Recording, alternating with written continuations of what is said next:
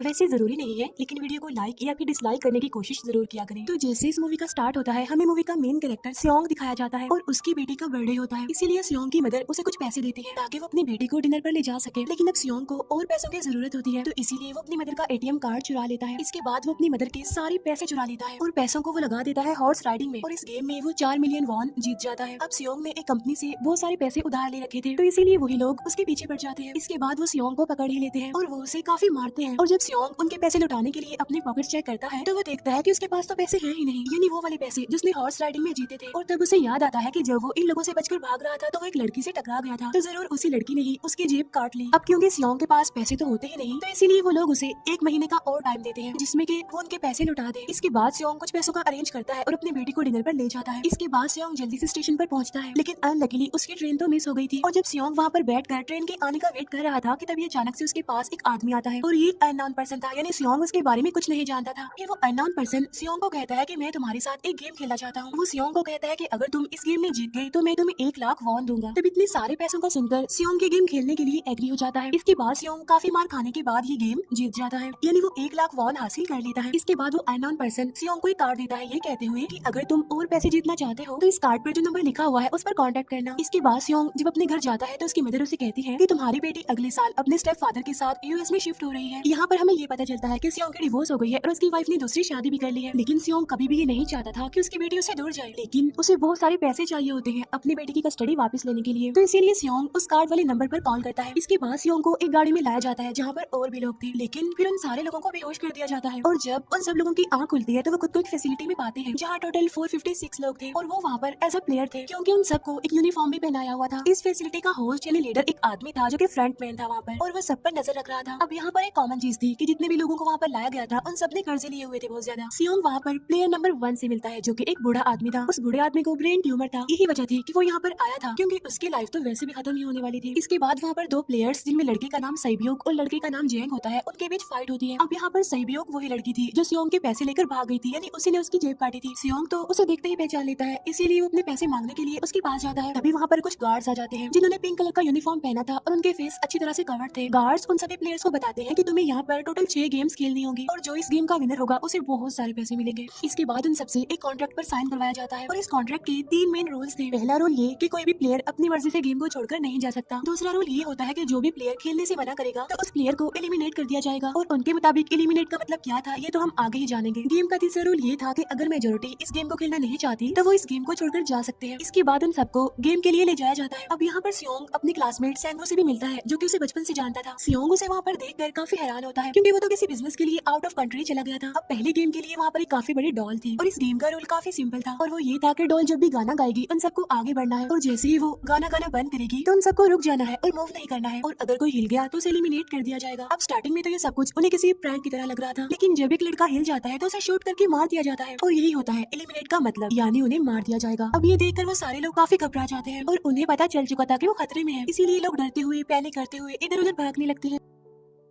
लेकिन अब क्योंकि गेम का रूल था, इसीलिए जो भी हिलता है उसे मार दिया जाता है, और जितने भी सर्वाइवर होते हैं वो किसी न किसी तरह इस गेम को कंप्लीट कर ही लेते हैं। लेकिन जो लोग मर जाते हैं उनकी डेड बॉडीज को वहाँ से ले जाया जाता है, और अब 456 प्लेयर्स में से सिर्फ 255 ही रह गए थे। अब क्योंकि वो सारे प्लेयर्स इतना ज्यादा डर जाते हैं कि कोई भी गेम खेलना नहीं चाहता था। लेकिन जैसा कि रूल नंबर 3 था कि अगर मेजोरिटी चाहे तो वो ये गेम स्किप कर सकती है, तो इसीलिए उनका लीडर यानी फ्रंटमैन वोटिंग करवाता है। लेकिन इससे पहले उन्हें प्राइज मनी दिखाई जाती है, यानी जो विनर को मिलेगी। लेकिन इन केस अगर कोई गेम को छोड़कर चला जाएगा तो ये सारे पैसे मरे हुए प्लेयर्स की फैमिलीज को मिल जाएंगे, और ये prize money total 45 billion won होती है। इसके बाद वोटिंग करवाई जाती है, जिसमें मेजोरिटी इस गेम को खेलना नहीं चाहती थी, तो इसीलिए गेम को यहीं पर स्टॉप कर दिया जाता है। लेकिन अगर कभी फ्यूचर में वो लोग चाहें तो इस गेम को रिज्वाइन कर सकते हैं। इसके बाद सभी लोगों को उनके घरों पर छोड़ दिया जाता है। नेक्स्ट डे सियोंग पुलिस स्टेशन जाता है और वहाँ पर वो पुलिस को सारी बात बता देता है, लेकिन उन लोगों को सियोंग की बातों पर यकीन नहीं होता और उल्टा वो लोग उसे पागल समझने लग जाते हैं। इसके बाद सियोंग उन्हें वही वाला कार्ड दिखाता है, लेकिन हैरान कर देने वाली बात तो ये है कि उस पर जो नंबर था वो रॉन्ग था। इसके बाद सियोंग जब घर जाता है तो उसकी मदर वहाँ पर नहीं होती। उधर सियोंग का क्लासमेट सैंगू अपनी मदर को छुप कर देख रहा होता है, और तभी वहाँ पर सियोंग भी आ जाता है। यहाँ पर सैंगू अपसेट होते हुए सियोंग को बताता है कि मेरे ऊपर 6 बिलियन का कर्ज है। वो बताता है कि मैंने क्लाइंट्स के पैसे लेकर स्टॉक मार्जिन में लगा दिए थे, लेकिन अनलकीली वो सारे पैसे डूब गए। और तभी सियोंग के पास हॉस्पिटल से कॉल आती है। सियोंग की मदर का पाँव काफी इंजर्ड था, लेकिन डायबिटीज का ट्रीटमेंट ना होने की वजह से उनकी चोट और ज्यादा बढ़ गई। तब डॉक्टर सियोंग को बताते हैं कि तुम्हारी मदर का ट्रीटमेंट हो सकता है, लेकिन इसके लिए हमें इनका पाँव काटना होगा। लेकिन इस ऑपरेशन में बहुत सारे पैसे लगने वाले थे, लेकिन जाहिर सी बात है सियोंग के पास इतने पैसे तो होते नहीं। इवन उसने तो अपनी मदर के इंश्योरेंस के पैसे भी उड़ा दिए थे। तभी इसीलिए सियोंग पैसे मांगने के लिए अपनी वाइफ के पास जाता है, लेकिन उसकी वाइफ उसे पैसे देने से इनकार कर देती है। फिर उसकी वाइफ अपने हस्बैंड को बताती है कि सियोंग आया था पैसे मांगने के लिए, और तभी उसका हस्बैंड सियोंग को पैसे देने आता है। साथ साथ उसे ये भी कहता है कि मेरी फैमिली से दूर रहो, लेकिन सियोंग उसे मारने लगता है और तभी उसकी बेटी भी वहाँ पर आ जाती है। इसके बाद सियोंग का एक फ्रेंड अपने बॉस के पास पैसे मांगने जाता है, लेकिन उसका बॉस उसे पैसे देने से मना कर देता है, तो इसीलिए उन दोनों के बीच फाइट होने लगती है। इस फाइट के दौरान उसके बॉस का हाथ मशीन में आ जाता है, तो मौके का फायदा उठाकर सियोंग का फ्रेंड पैसे लेकर वहाँ से भाग जाता है। फिर इसके बाद सियोंग का फ्रेंड अपने घर आकर अपनी वाइफ को कहता है कि पहले फ्लाइट लो और जाओ यहाँ से। इसके बाद सईब्यूक एक एजेंट से मिलती है, क्योंकि उसने अपनी मदर को नॉर्थ एरिया से साउथ एरिया में लाना था। सईब्यूक वही लड़की जिसने सियोंग की जेब काटी थी, लेकिन यहाँ अपनी मदर को लाने के लिए सईब्यूक को बहुत सारे पैसों की जरूरत थी। अब सईब्यूक का एक छोटा भाई भी होता है, जिससे उसने प्रॉमिस किया होता है कि मैं मदर को जरूर ले आऊंगी। इसके बाद हमें एक ऑफिसर दिखाया जाता है, और इस ऑफिसर का भाई कुछ टाइम से मिसिंग था, इसीलिए वो ऑफिसर अपने भाई के घर जाता है, जहाँ उसे पता चलता है कि उसका भाई तो पिछले कुछ दिनों से अपने घर पर भी नहीं आया। और जब वो ऑफिसर घर को चेक कर रहा होता है तो उसे एक कार्ड मिलता है वहाँ पर, और इस ऑफिसर ने सेम ऐसा ही कार्ड पुलिस स्टेशन में सियोंग के पास भी देखा था, तो इसीलिए वो ऑफिसर सियोंग के पास जाकर उससे इस बारे में पूछता है, लेकिन सियोंग उसे कुछ नहीं बताता। इसके बाद सियोंग जब अपने घर जाता है तो उसे वो कार्ड दोबारा मिल जाता है वहाँ पर। अब सियोंग डिसाइड करता है कि वो दोबारा से उस गेम को ज्वाइन करेगा, इसीलिए सभी प्लेयर्स को एक शिप के पास ले जाया जाता है। इधर ही वो ऑफिसर भी गाड़ियों का पीछा करते हुए उस शिप तक आ जाता है, वो एक गार्ड को मारकर उसे पानी में फेंक देता है। इसके बाद उन सभी प्लेयर्स को एक आइलैंड पर मौजूद फैसिलिटी में लाया जाता है। अब यहाँ पर उन्हें जरा भी अंदाजा नहीं था कि अगला गेम कौन सा होगा और उसे कैसे खेला जाएगा। इसके बाद वो लोग अपनी अलग अलग टीम्स बना लेते हैं। रात को सईब्यूक और उसकी फीमेल फ्रेंड वॉशरूम जाते हैं। यहाँ पर सईब्यूक गार्ड्स की नजरों से बचते हुए उस फैसिलिटी को एक्सप्लोर करने लगती है। तभी वो देखती है कि गार्ड्स बड़े बड़े बर्तनों में कुछ बना रहे हैं, लेकिन अब क्योंकि गार्ड्स को शक हो जाता है तो ये गार्ड वॉशरूम्स को चेक करने के लिए आता है, लेकिन तब तक सईब्यूक वापस आ चुकी थी। इसके बाद सईब्यूक अपनी फीमेल फ्रेंड को सारी बात बता देती है जो उसने देखा था, लेकिन यहाँ पर सैंगवू उन दोनों की बातें सुन लेता है और वो इस बारे में सईब्यूक से पूछता है, जिस पर सईब्यूक बताती है कि वो बड़े बड़े बर्तनों में कुछ पका रहे थे। इसके बाद उन सभी प्लेयर्स को प्ले ग्राउंड में लाया जाता है, जहाँ पर उनके सामने 4 शेप्स थी। 4 शेप्स में से उन्होंने किसी एक शेप को चूज करना था। अब यहाँ पर सैंगवू को पता चल जाता है कि गेम क्या है और क्या करना है हमें। सैंगवू सियोंग को बताता है कि सबने अलग अलग शेप्स को चुनना है। इसके बाद उन सभी को एक छोटा सा बर्तन दिया जाता है जिसमें की शेप्स बनी होती है। गेम उनकी ये होती है कि उन्होंने किसी तरह उस शेप को बाहर निकालना है बगैर डैमेज किए, लेकिन अगर शेप जरा से भी खराब हो गई तो उन्हें एलिमिनेट कर दिया जाएगा, यानी मार दिया जाएगा। अब यहाँ पर सैंगवू तो इजिली उस शेप को निकाल लेता है, लेकिन सियोंग इतना ज्यादा घबरा जाता है कि उसकी हालत खराब होने लगती है, लेकिन फिर वो किसी न किसी तरह करके इस गेम को भी जीत लेता है। इसके बाद उन सबको वापस से रूम में लाया जाता है। अब यहाँ पर 187 प्लेयर्स वापस आए थे, जिनमें से अब सिर्फ 108 ही रह गए थे। इसके बाद उन सबको खाने के लिए ले जाया जाता है, लेकिन खाने की वजह से जैंग की एक लड़के से फाइट हो जाती है, जहाँ पर जैंग उस लड़के को इतना ज्यादा मारता है कि वो मौके पर ही मर जाता है। इधर ही हम देखते हैं कि उन प्लेयर्स में से एक डॉक्टर होता है जो गार्ड्स के साथ मिलकर मरे हुए लोगों के ऑर्गन्स निकालकर उन्हें चाइनीज को बेचने का काम करता है। इसलिए जब भी डेड बॉडीज को ले जाया जाता है तो वो डेड बॉडीज को गायब कर लेते हैं, क्योंकि ये सब कुछ एक प्लान के अकॉर्डिंग चल रहा था, क्योंकि ये सारा कुछ फ्रंट मैन से छुपकर हो रहा था। यही वजह थी कि कंट्रोल रूम में भी उन्होंने अपना ही एक आदमी बिठाया हुआ था जो कि लोगों की सारी वीडियो फुटेज डिलीट कर देता था, और गार्ड्स तो डॉक्टर को गेम के बारे में पहले ही बता देते थे ताकि वो सर्वाइव कर सके। यहाँ पर एक गार्ड उसी प्लेयर डॉक्टर को बताता है कि आज हमने प्लेयर्स को जानबूझकर खाना कम दिया है ताकि वो आपस में लड़ने लगे, जिससे होगा ये कि सारे वीक प्लेयर्स गेम से आउट हो जाएंगे। साथ ही गार्ड डॉक्टर को अपनी अगली गेम के बारे में बता देता है। अब 30 मिनट के बाद वहाँ पर लाइट्स ऑफ होने वाली थी। अब यहाँ पर सैंगवू को पता था कि सियोंग की टीम जरूर कोई उल्टा काम करेगी, इसीलिए वो उस टीम को अपने पास बुलाकर उन्हें रिलैक्स रहने के लिए कहता है। उधर वो जो डॉक्टर प्लेयर होता है वो जैंग की टीम में शामिल हो जाता है। यहाँ पर डॉक्टर जैंग को बता देता है कि अगला गेम क्या होने वाला है। इसके बाद लाइट्स ऑफ हो जाती है और जैंग अपनी टीम के साथ मिलकर बाकी सभी को मारने लगता है। जैंग एक लड़के को मारकर सईब्यूक को मारने जाता है, लेकिन तभी सियोंग उसे बचा लेता है। इसके बाद गार्ड्स वहाँ पर आकर उन सभी को रोक लेते हैं और अब टोटल 80 लोग रह गए थे। इसके बाद उन सभी को तीसरे गेम के लिए ले जाया जाता है और यहाँ पर उन्हें 10-10 प्लेयर्स की एक टीम बनाने के लिए कहा जाता है, और वो लोग ऐसा ही करते हैं, अपनी अपनी टीम बना लेते हैं। अब क्योंकि जैंग को अगली गेम के बारे में पहले ही पता होता है, इसीलिए वो सईब्यूक की फीमेल फ्रेंड को अपनी टीम में नहीं रखता और वो अपनी टीम में सिर्फ मर्दों को ही रखता है। इसके बाद सैंगवू भी अपनी एक टीम बना लेता है। अब क्योंकि उन्हें एक प्लेयर की जरूरत थी तो इसीलिए सईब्यूक की फीमेल फ्रेंड उनकी टीम में शामिल हो जाती है, और ये गेम असल में टग ऑफ वॉर का होता है, यानी उन्होंने अपने सामने वाली टीम को नीचे गिराना था। इसके बाद गेम स्टार्ट हो जाती है और जैंग की गेम बड़ी आसानी से इस गेम को जीत लेती है। इसके बाद बारी होती है सैंगवू की टीम की। तब प्लेयर नंबर 1 यानी वो बूढ़ा आदमी कहता है कि मैंने अपनी जिंदगी में बहुत सारी टग ऑफ वॉर्स खेल रखी है, इसीलिए उन सबको गाइड करता है कि इस गेम को कैसे जीतना है। तो इसीलिए वो लोग किसी न किसी तरह करके इस गेम को जीत जाते हैं। फिर दिखाया जाता है कि 30 मिनट के बाद दोबारा से लाइट्स ऑफ हो जाएंगी, जिस पर सैंगवू उन सबको कहता है कि रेडी रहना। तो इसीलिए वो डिसाइड करते हैं कि एक एक करके हम पहरा देंगे। अब जैंग की टीम में एक से बढ़कर एक चालाक प्लेयर था, तो इसीलिए जैंग को डर होता है कि कहीं उसकी टीम उसे ही साइड पर न लगा दे, यानी उसे ही अपने रास्ते से न हटा दे।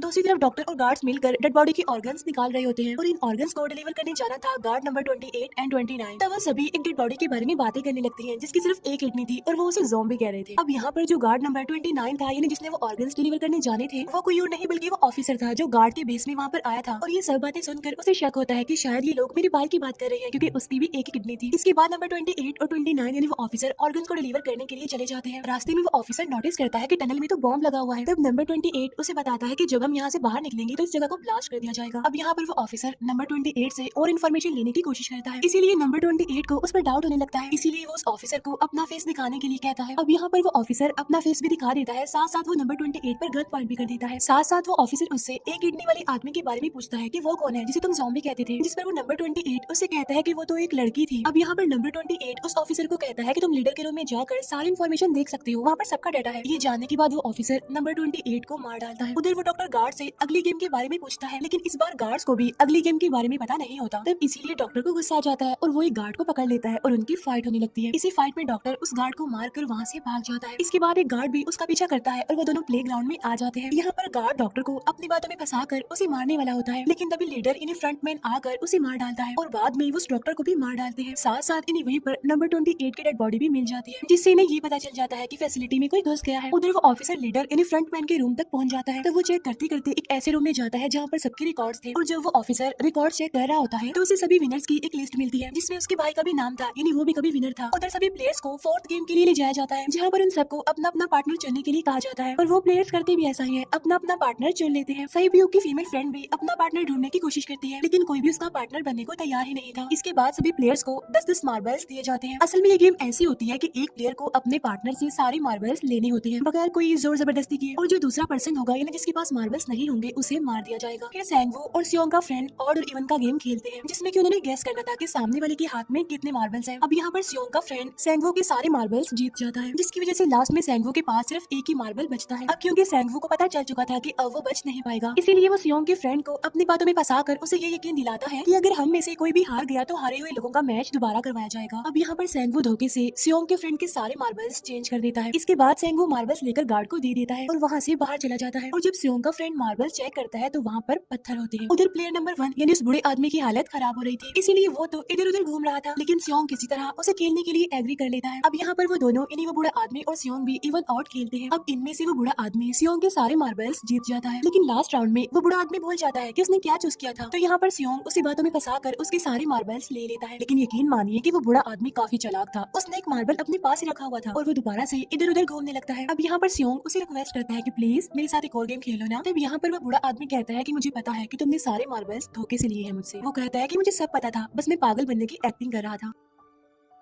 तब ये सुनकर सियोंग को उस पर तरस आ जाता है और वो उसे ही सारे मार्बल्स दे देता है। उसके बाद सहयोग और उसकी फीमेल फ्रेंड भी गेम खेल रहे होते हैं। उनकी गेम ये होती है कि जो मार्बल्स को दीवार की ज्यादा करीब फेंकेगा वही जीतेगा। पहले सहयोग अपने मार्बल्स फेंकती है, लेकिन जब सहयोग की फ्रेंड की बारी आती है तो वो अपने सारे मार्बल्स फेंक देती है। लेकिन जब सहयोग ये देख लेती है तो वो अपने फ्रेंड को दोबारा फेंकने के लिए कहती है, जिस पर उसकी फ्रेंड कहती है कि नहीं सहयोग, मैं बिल्कुल अकेली हूँ, मेरे पीछे तो कोई भी नहीं है, लेकिन अगर तुम्हें कुछ हो गया तो ये अच्छी बात नहीं है, तुम्हारे पीछे तुम्हारा छोटा भाई है, तुम्हारा वेट कर रहा है। और इसी वजह से सहयोग की फ्रेंड को मार दिया जाता है। इसके बाद उन सबकी डेड बॉडीज को वहाँ से ले जाया जाता है। इसके बाद वो सब वापस से रूम में आ जाते हैं। यहाँ पर जैंग देखता है कि सहयोग की वो वाली फ्रेंड तो अभी तक जिंदा है, जो कि बड़ी आराम से बैठी हुई थी। अब यहाँ पर हमें पता चलता है कि सहयोग की ये वाली फ्रेंड जैंग की भी फ्रेंड थी, लेकिन अब क्योंकि उन दोनों के बीच इसी बात को लेकर क्लैश चल रहा था तो इसीलिए जैंग की वो फ्रेंड उसे बुली करने लगती है। इसके बाद फ्रंटमैन को एक डेड बॉडी के पास उस ऑफिसर का आईडी कार्ड मिल जाता है। तभी फ्रंटमैन को पता चलता है कि उसके सारे वीआईपीज आ चुके हैं, तो इसीलिए फ्रंटमैन उन्हें लेने के लिए चला जाता है। फिर सारे वीआईपीज को उनके रूम में लाया जाता है। इसके बाद फ्रंटमैन वीआईपीज के आने के बारे में एक और आदमी को जाकर बताता है और यही आदमी मेन होता है। और ये कौन होता है हम ये आगे जानेंगे। फिर नेक्स्ट डे उन सबको 5वीं गेम के लिए लाया जाता है, जहाँ पर 1 से लेकर 16 तक नंबर पड़े होते हैं और वो सभी प्लेयर्स अपना अपना नंबर ले लेते हैं। नंबर का मतलब ये था कि जो नंबर भी एक प्लेयर पर आएगा उसके मुताबिक उसकी बारी आएगी। अब यहाँ पर लास्ट में पहला और आखिरी नंबर रह जाता है, यानी 1 और 16। तो यहाँ पर सियोंग कंफ्यूज हो जाता है कि उसे कौन सा नंबर चूज करना चाहिए। अगर उसने पहला नंबर लिया तो वो फंसेगा और मरेगा, क्योंकि उसे नहीं पता कि गेम क्या है। और अगर लास्ट नंबर लेगा तो क्या पता उसकी बारी ही ना आए, टाइम कम रह जाए। और तभी वहाँ पर एक आदमी आ जाता है और वो सियोंग को कहता है कि मुझे पहला नंबर चाहिए, क्योंकि मैं अपनी जिंदगी में कभी भी फर्स्ट नंबर पर नहीं आया। फिर इसके बाद उन्हें गेमिंग रूम में लाया जाता है। अब इस गेम का रूल ये होता है कि दिए हुए टाइम में उन्हें ब्रिज की दूसरी साइड पर जाना है। अब इसके बीच में दो तरह के ग्लास लगे होते हैं, एक तो होता है आम ग्लास और एक होता है टेम्पर्ड ग्लास। आम ग्लास पर पाँव रखते ही वो टूट जाएगा और वो लोग नीचे गिर जाएंगे। इसके बाद गेम स्टार्ट हो जाता है और वो लोग एक एक करके मरने लगते हैं। फिर एक टाइम ऐसा आता है जब जैंग सबके सामने होता है और वो आगे ही नहीं बढ़ रहा होता। अब उनके पास एक ही रास्ता था, या तो वो आगे जाए या सारे ही मर जाए। और तभी जैंग के सामने उसकी वही फ्रेंड आ जाती है जो उसे बुली कर रही थी, और वो जैंग को कहती है कि मैंने तुम्हें कहा था कि जिस दिन तुमने मुझे धोखा दिया मैं तुम्हें मार दूंगी। इसके बाद वो जैंग को पकड़ लेती है और उसे लेकर नीचे कूद जाती है, जिसकी वजह से उन दोनों की मौत हो जाती है। और वहाँ पर एक आदमी था जो कि ग्लास कंपनी में काम करता था और उसे पता था कि टेम्पर्ड ग्लास कौन सा है, लेकिन जब फ्रंट मैन को इस बात का पता चल जाता है तो वो लाइट्स ऑफ करवा देता है ताकि वो ग्लास को पहचान ही ना पाए। अब लास्ट में एक ही स्टेप बचता है और उनके पास तो टाइम ही नहीं था, इसीलिए सैंगवू उस आदमी को धक्का दे देता है। तो यहाँ पर सैंगवू, सियोंग और सैब्योक ब्रिज को पार कर लेते हैं, लेकिन ग्लास टूटने की वजह से उन्हें काफी चोट लग जाती है, खास तौर पर सैब्योक को।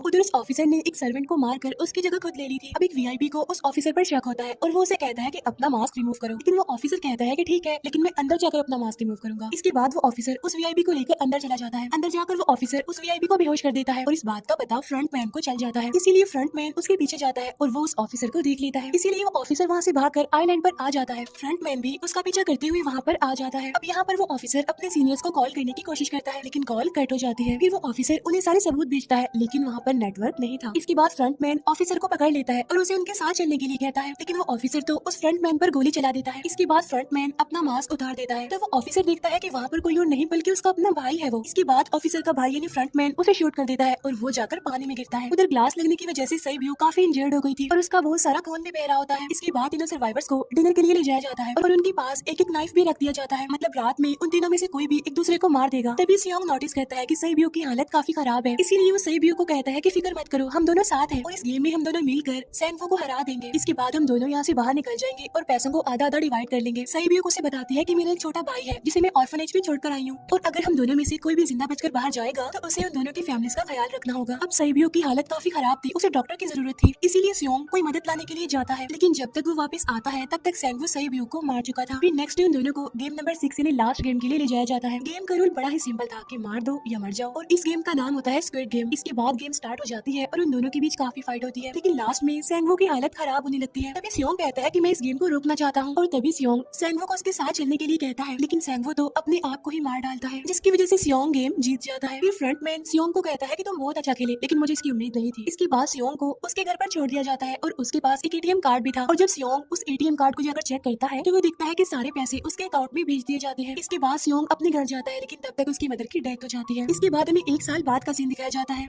जहाँ पर हम देखते हैं कि सियोंग की हालत काफी खराब हो गई है, यानी वो काफी नशा करने लग गया है और उसने अब तक उन पैसों को हाथ तक नहीं लगाया। एक दिन एक फूल बेचने वाली औरत सियोंग के पास आती है और वो उसे सेम वैसा ही कार्ड देती है जिसमें एक एड्रेस लिखा हुआ था, और फिर सियोंग उस एड्रेस पर जाता है, जहाँ पर उसे पता चलता है कि ये सारा किया धरा किसी और का नहीं बल्कि उस बूढ़े का है, प्लेयर नंबर 1 का, और वो अभी भी जिंदा है। यहाँ पर वो बूढ़ा आदमी सियोंग को बताता है कि मैं अपनी लाइफ से बोर हो चुका था और ये सारी गेम मैंने अपने क्लाइंट्स के साथ मिलकर बनाई ताकि मैं लोगों को मरता हुआ देखकर एंजॉय कर सकूं, लेकिन हाँ, हमने किसी को मजबूर नहीं किया था ऐसा करने के लिए, और मैंने गेम में इसीलिए पार्टिसिपेट किया क्योंकि गेम देखने से ज्यादा उसे खेलने में मजा आता है। वो कहता है जो पैसे तुम्हारे पास है वो मेरे ही है, और ये कहते ही उस बूढ़े आदमी की मौत हो जाती है। इसके बाद सियोंग सैब्योक के छोटे भाई के पास जाता है और उसे लेकर वो जाता है सैंगवू की मदर के पास, और वो सैंगवू की मदर को कहता है कि इस बच्चे का ख्याल रखना, साथ साथ वो उसे एक बैग भी देता है जिसमें बहुत सारे पैसे होते हैं। इसके बाद सियोंग स्टेशन पर जाता है, जहाँ पर उसे कोई अननोन पर्सन मिलता है जो कि उसे मूवी के स्टार्ट में भी मिला था। यहाँ पर सियोंग उसका पीछा भी करता है, लेकिन तब तक वो भाग चुका था। फिर सियोंग उस कार्ड वाले नंबर पर कॉल करता है और वो पूछता है कि तुम लोग कौन हो और लोगों के साथ ऐसा क्यों कर रहे हो, क्यों खेल रहे हो लोगों की जिंदगी से। लेकिन आगे से उसे रिस्पॉन्स आता है कि सियोंग, अगर तुमने जिंदा बचना है तो प्लेन में चढ़ जाओ, और इसी के साथ ही मूवी यहीं पर एंड हो जाती है। Thank you for watching.